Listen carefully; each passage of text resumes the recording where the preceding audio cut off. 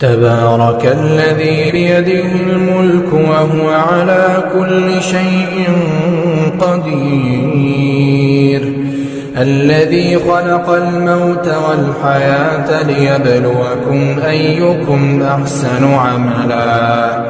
وهو العزيز الغفور الذي خلق 7 سماوات طباقا ما ترى في خلق الرحمن من تفاوت فارجع البصر هل ترى من فطور ثم ارجع البصر كرتين ينقلب إليك البصر خاسئا وهو حسير ولقد زينا السماء الدنيا بمصابيح وجعلناها رجوما للشياطين وأعتدنا لهم عذاب السعير وللذين كفروا بربهم عذاب جهنم وبئس المصير إذا ألقوا فيها سمعوا لها شهيقا وهي تفور تكاد تميز من الغيظ كلما ألقي فيها فوج سألهم خزنتها ألم يأتكم نذير قالوا بلى قد جاءنا نذير فكذبنا وقلنا ما نزل الله من شيء إن أنتم إلا في ضلال كبير وقالوا لو كنا نسمع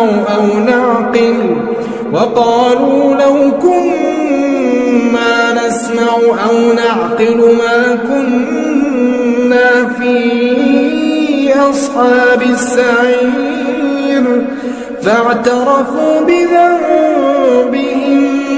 فسحقا لأصحاب السعير إن الذين يخشون ربهم بالغيب لهم مغفرة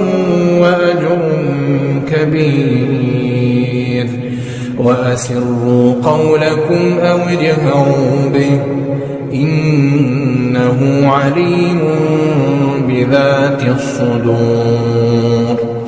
ألا يعلم من خلق وهو اللطيف الخبير هو الذي جعل لكم الأرض ذلولا فامشوا في مناكبها وكلوا من رزقه وإليه النشور أأمنتم من في السماء أن يخسف بكم الأرض فإذا هي تمور أم أمنتم من في السماء أن يرسل عليكم حاصبا فستعلمون كيف نذير ولقد كذب الذين من قبلهم فكيف كان نكير أولم يروا إلى الطير فوقهم صافات ويقبضن ما يمسكهن إلا الرحمن إنه بكل شيء بصير أمن هذا الذي هو جند لكم ينصركم من دون الرحمن إن الكافرون إلا في غرور من هذا الذي يرزقكم إن أمسك رزقه بل لجوا في عتو ونفور أفمن يمشي مكبا على وجهه أهدى أمن يمشي سويا على صراط مستقيم قل هو الذي أنشأكم وجعل لكم السمع والأبصار والأفئدة قليلا ما تشكرون قل هو الذي ذرأكم في الأرض وإليه تحشرون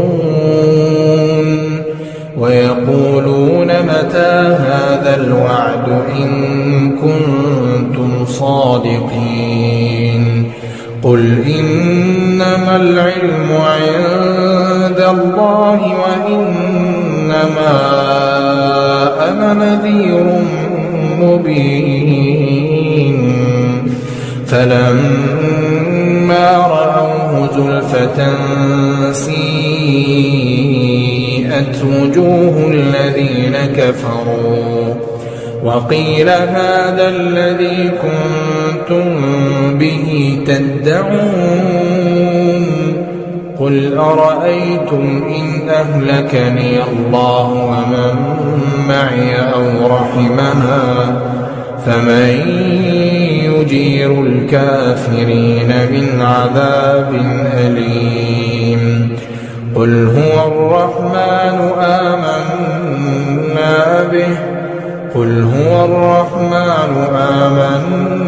به وعليه توكلنا فستعلمون من هو في ضلال مبين قل أرأيتم إن أصبح ماؤكم غورا فمن